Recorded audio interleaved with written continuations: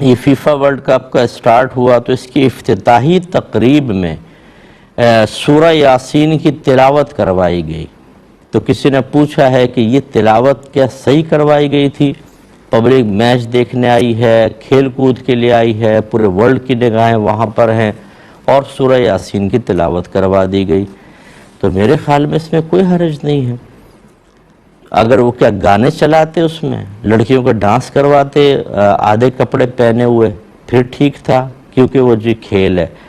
کھیل اپنے مقام پر اس کی قباحت ہو سکتی ہے، اس کو آپ ناجائز کہہ سکتے ہیں، لیکن تلاوت قرآن اگر پہلے کروائی کسی نے اپنی اچھی سوچ کے ساتھ، تو چلیں پوری دنیا نے سورہ یاسین سن لی، اچھی بات ہے، اتنی دیر تو کم از کم لوگ خاموش ہو کے گناہوں سے محفوظ ہوئے، تو میرے خیال میں اس میں کوئی حرج نہیں ہے۔